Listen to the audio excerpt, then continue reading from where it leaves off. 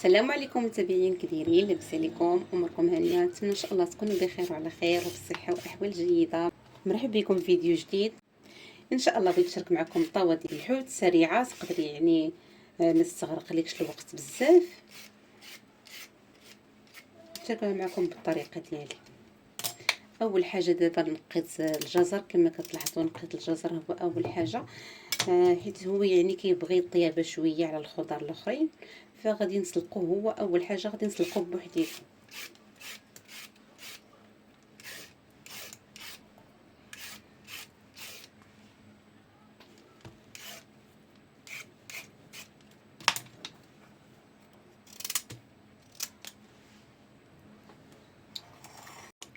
هني اول حاجه غسلت الجزرتين، غنقطعهم قطع دوائريه. كما كنقول لكم بالنسبه للكونتيتي كتبقى على حسب افراد العائله.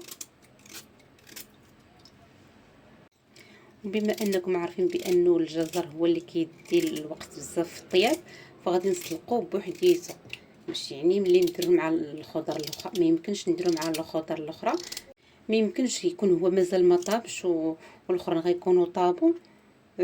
كنفضل انني نديرو بوحديته. هو اول حاجه كنعزلو بوحديته، من بعد عاد كندير الخضر الاخرين عاوتاني يسلقوا بوحديتهم، حيت هو كيبغي يطيب شويه. ولا درناه خلطناه مع الاخرين حيت البطاطا في ساعه كطيب، الجزر يقدر كاع مازال ما طابش، والبطاطا تكون طابت غادي تطيب بزاف، ما كتبقاش زوينه حتى هي في الشكل ديالها.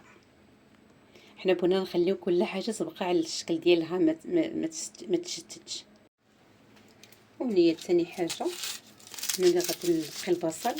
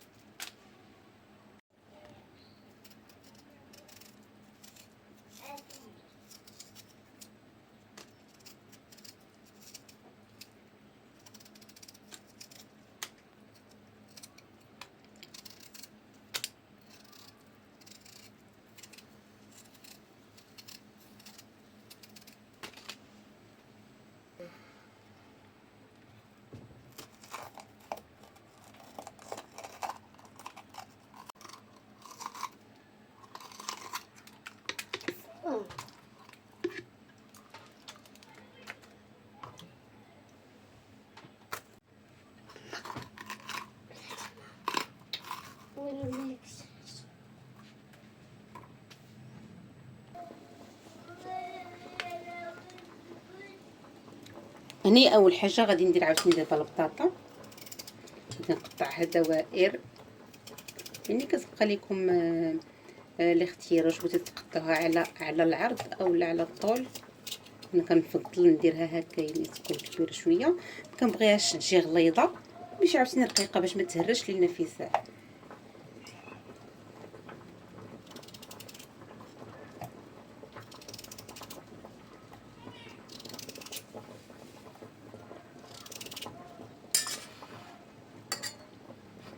دابا عاد غنزيد فوق منها البصل، علاش سبقت البطاطا اللي هي الاولى، حيت البصله هي عاوتاني كيخصني ناخذها هي الاولى. دونك الا سبقت البطاطا هي الاولى فغادي ملي نبغي نهز البصله من التحت غادي تشتت ليا البطاطا، انا ما بغيتش تشتت ليا البطاطا.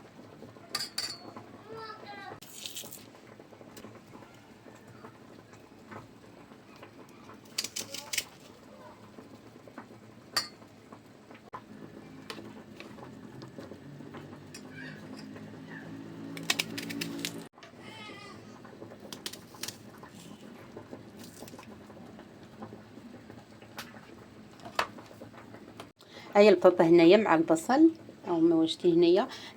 ملي ما كنكونش مزروبه، الوقيته اللي كنكون كنصايب فيها هاد الخضر الاخرى كنكون ديجا درت الجزر كيطيب، كنخلي هذاك الماء ديالو الا بقى منه شويه ديال الماء فين تسلق، هو اللي كنقلي به عاوتاني عليه. ما كيخصنيش نكثر الماء بزاف، باش ما يعني ما نفقدوش هذوك الفوائد ديال الخضر، حيت الا كثرنا الماء بزاف ما يمكنش غنديروا هذاك الماء في الطاوه كامل. هو الجزر من بعد ما طاب يعني مش قريب يطيب، باقي غير نص طيبه باش يزيد يكمل الطيابه ديالو في الفران. ونصفيه هنايا باش داك الماء يعني نستافدوا منه حتى هو.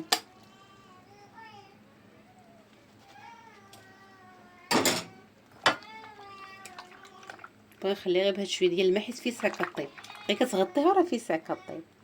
بالك خصها الماء كنزيد لها واحد شويه وصافي، وغنزيد عليها شويه ديال الملحه باش كتجي بنينه.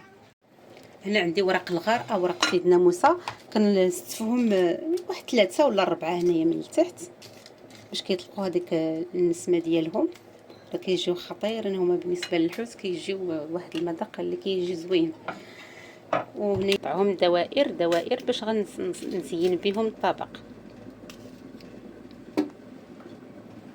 هنا عندي فلفله حمراء وفلفله خضراء. بالنسبه للالوان راه كيبقاو اختياريين.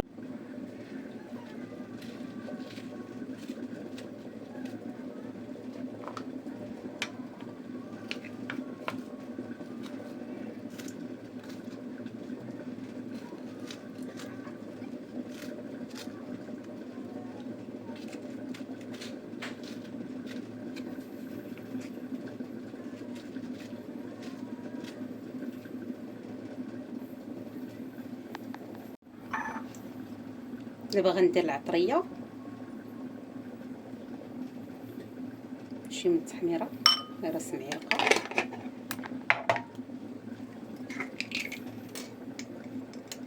شويه د الخرقوم،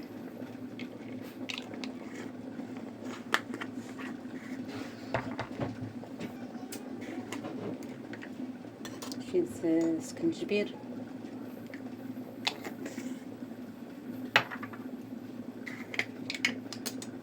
شويه ديال الابزار،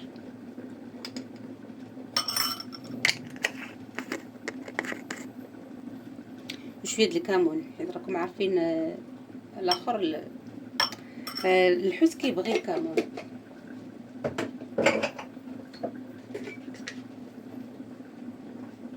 كنزيد شي شويه ديال الملح حيت راني ديجا سلقاه شويه مع الخضر، كنزيد غير شي شويه.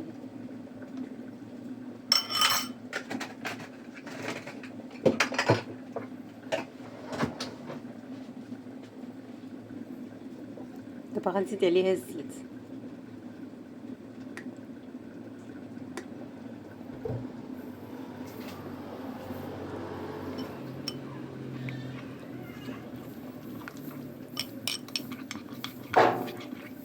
كنزيدي لي عليها الثومه، غنزيد نحك عليها واحد الثومه ولا جوج ديال فصوص الثوم وثلاثه، بحكم السمك حتى هو كيبغي الثوم. بالنسبه للخليط انايا ضفت عليه شويه ديال الماء، ربع كاس تقريبا، لان خصو يبقى خاسر تندير فيه السمك، ندير لاصوص للسمك. عاد ديك الساعه تلقى لي شويه عاد نضيفوه في هذا، عاد ندير الخضر. هيا البصل والبطاطس هي وجدات. دابا غادي نهز البصله هي الاولى، نستفها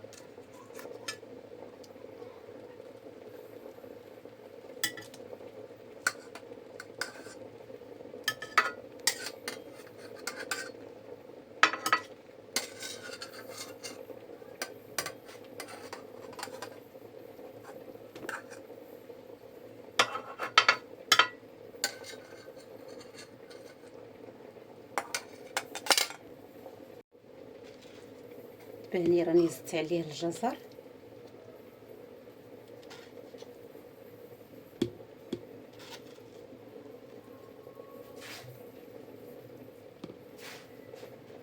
نحاول نستف الجزر هكا مزيان.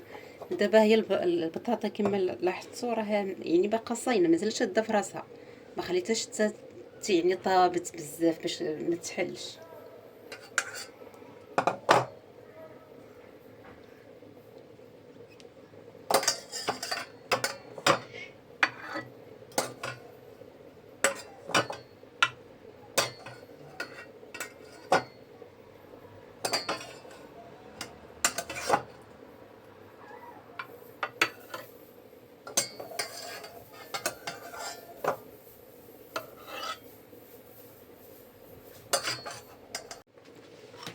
هو دابا السمك عندي هنايا.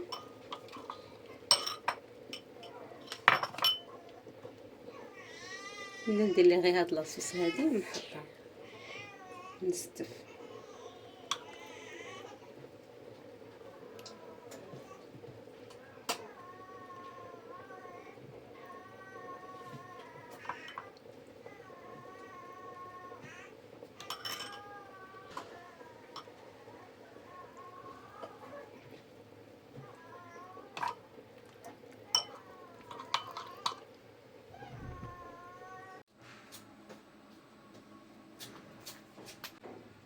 وانتم المشاهدين هنايا من بعد ما ليت التستيفه ديالهم ديال السمك، ها هي دابا غنحاول نستف. دابا غنستفق منهم الخضر.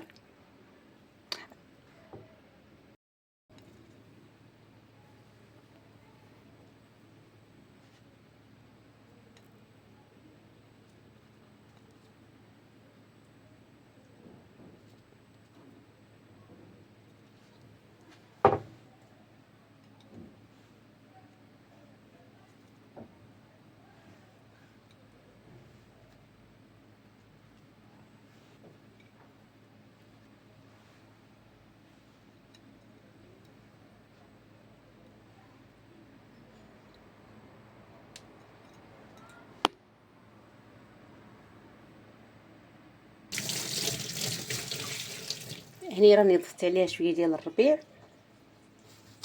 هنايا غادي نضيف المخصو ديال الحامض، وما غندير هادو للتزيين هنايا فقط. وغندير واحد شويه من التعب غندخلهم للجوانب.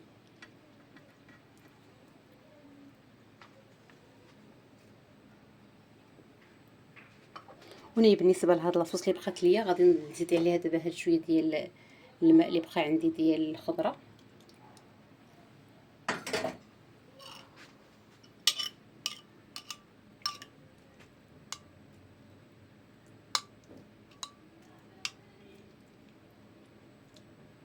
صافي غنسقيها هكا باش يطيبوا دابا مزيان في الفران.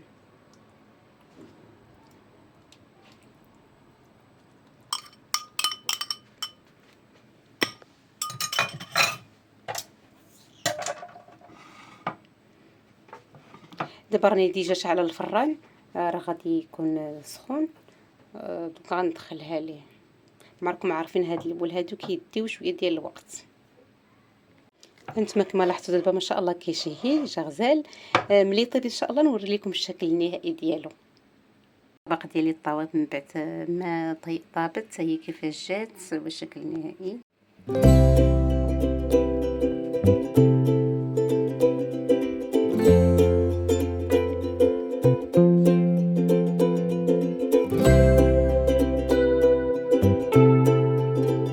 وانتم المشاهدين ان شاء الله الرحمن الرحيم دابا غنصايب معكم لي بات اللي كتوجد في وقت وجيز وكتجي بنينه وبمكونات اللي هي بسيطه ومتوفره.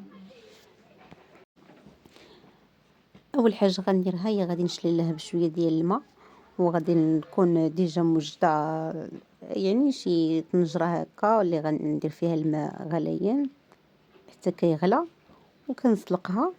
كندير فيها يعني كطيب معها شويه ديال الملحه، وتقدري تزيدي معاها حتى شويه ديال الزيت. مي انا ما كنفضل انني نديرها هكا غير بالملحه صافي حتى كطيب، يعني عاد كندير ليها الزيت.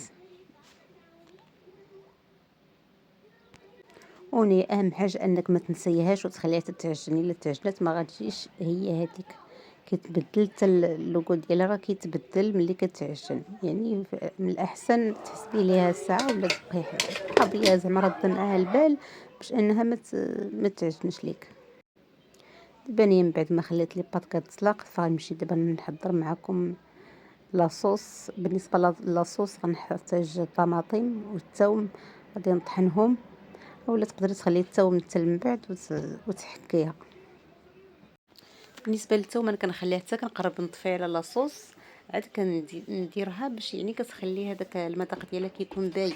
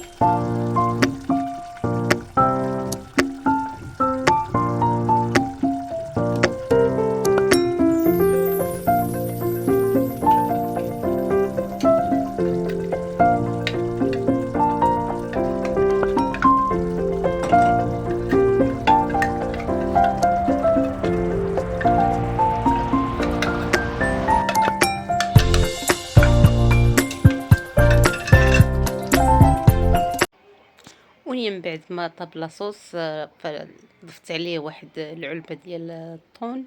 يعني بالنسبة للطون كيبقى لكم اختياري اي نوعية حبيتوها.